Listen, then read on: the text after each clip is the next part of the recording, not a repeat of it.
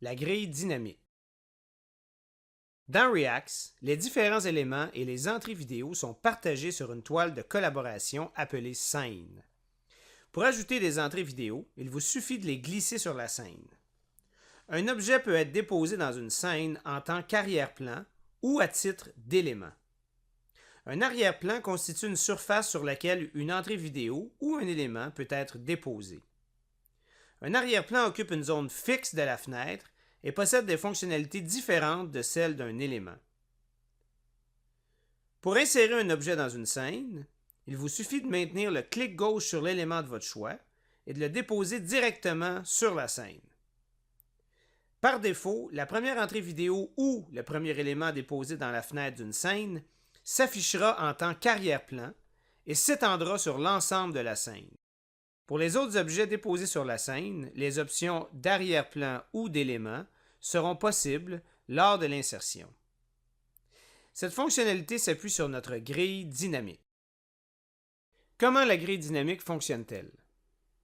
Lorsque vous glissez un objet sur une scène qui dispose déjà d'un arrière-plan, vous constaterez qu'un grillage virtuel bleu est mis en évidence lorsque vous déplacez le curseur sur la scène. Déposer un objet en tant qu'arrière-plan. Un arrière-plan constitue une surface sur laquelle des entrées vidéo ou des éléments peuvent être ajoutés. Un arrière-plan occupe une zone fixe de la fenêtre et possède des fonctionnalités différentes de celles d'un élément.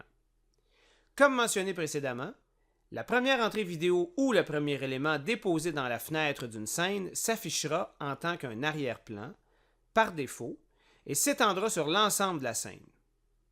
Ajoutons maintenant un deuxième objet à la scène. Par exemple, une image. Pour ajouter cette image en tant que deuxième arrière-plan, vous devrez sélectionner l'élément et le déposer sur les parois de la scène. Lorsque vous déplacerez le curseur sur les rebords des parois de la scène, la grille dynamique s'affichera pour vous permettre de déposer l'objet n'importe où autour de l'arrière-plan déjà en place, au-dessus, en dessous, à gauche ou à droite. Si vous souhaitez positionner l'image en tant que deuxième arrière-plan, juste à droite du premier, vous devrez glisser et déposer l'image sur la zone mise en évidence à droite de la grille.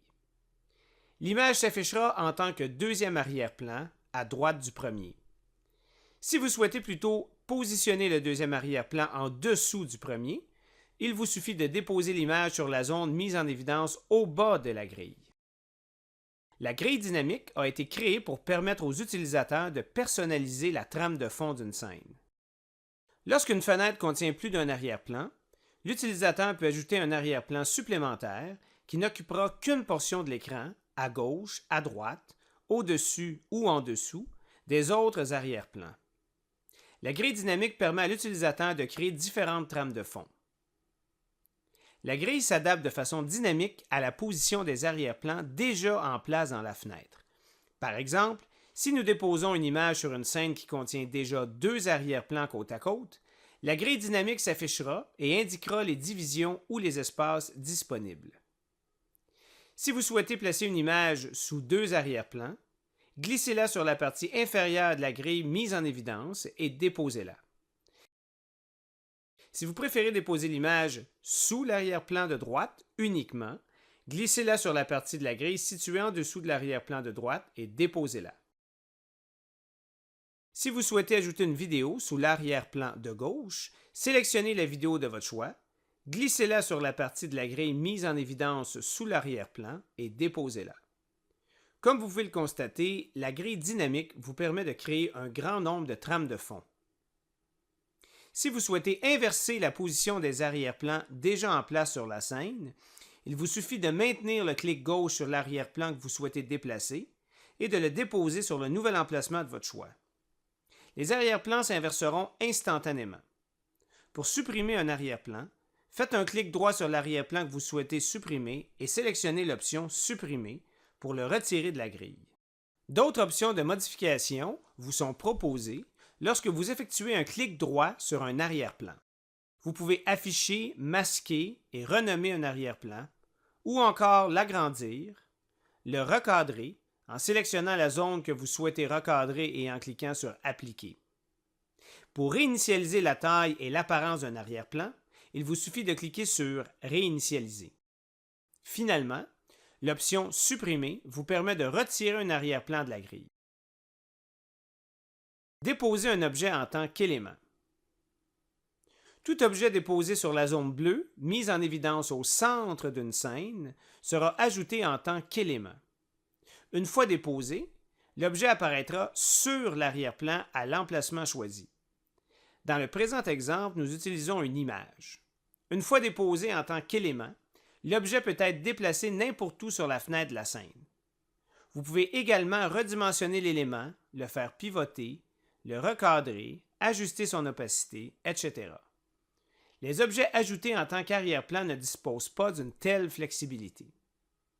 Il est important de noter que les objets doivent être déposés sur la zone bleue mise en évidence au centre de la grille dynamique pour être manipulés de façon aussi flexible. Pour sélectionner un élément dans une scène, il suffit de cliquer dessus. Lorsqu'un élément est sélectionné, 4 petits carrés s'affichent dans chacun de ses coins. Pour le déplacer librement dans une scène, maintenez le clic gauche et déplacez l'élément où vous voulez. Vous pouvez redimensionner un élément de deux façons. Soit en cliquant sur l'un des 4 carrés au coin de l'objet et en déplaçant le curseur vers l'avant et vers l'arrière, ou encore en effectuant un clic droit sur l'élément et en choisissant l'option « Redimensionner ». Vous pourrez ainsi redimensionner l'objet en déplaçant la barre de réglage de gauche à droite. Pour faire pivoter l'élément sur une scène, positionnez le curseur de votre souris sur l'un des 4 coins de l'élément pour afficher une flèche courbée à 2 pointes. Lorsque cette flèche s'affiche, maintenez le clic gauche et déplacez le curseur vers l'avant ou l'arrière pour faire pivoter l'élément. Vous pouvez également faire pivoter l'élément en effectuant un clic droit et en sélectionnant l'option « Faire pivoter ». Déplacez la barre de réglage pour faire pivoter l'élément.